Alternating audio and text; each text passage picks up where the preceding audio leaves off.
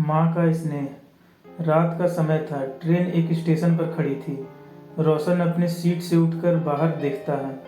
वहाँ बारिश हो रही थी। फिर रोशन वापस अपनी सीट पर जाकर बैठ गया और अपने सिर के नीचे बैग रखकर लेट गया।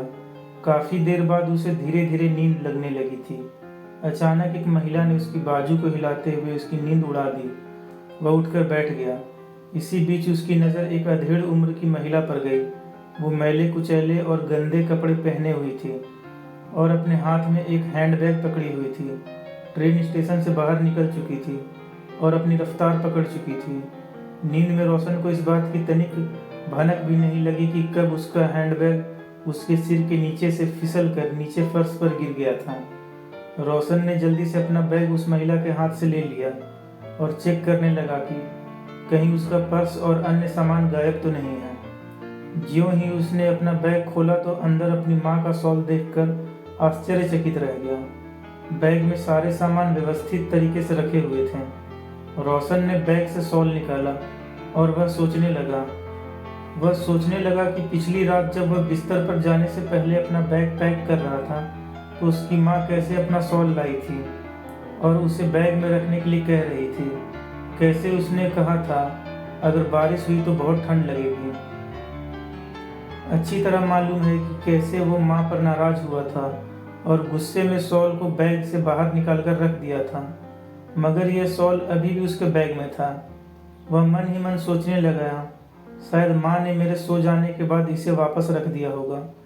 कुछ वक्त बाद जब रोशन अब पानी पीने उठा तो उसने देखा कि उसका शरीर तो बहुत गर्म हो रहा है।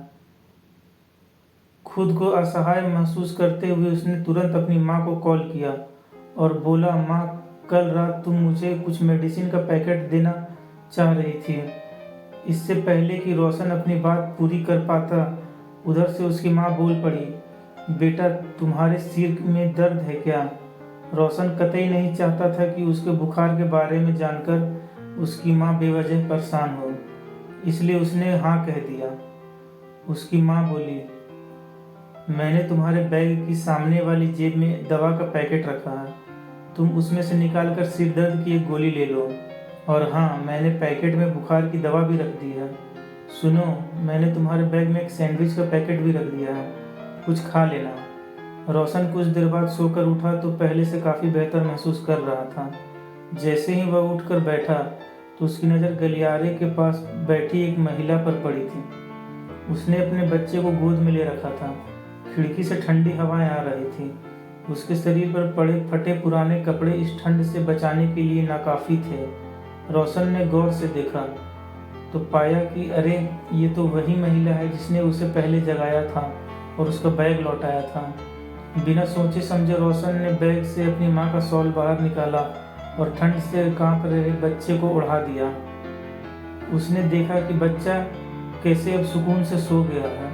रोशन सोचने लगा, वह एक नहीं बल्कि दो माताओं के प्यार और स्नेह की चादर से लिपटा हुआ था। अगर ये कहानी आपको पसंद आए तो वीडियो को लाइक करें और चैनल को सब्सक्राइब करें। वीडियो देखने के लिए धन्यवाद।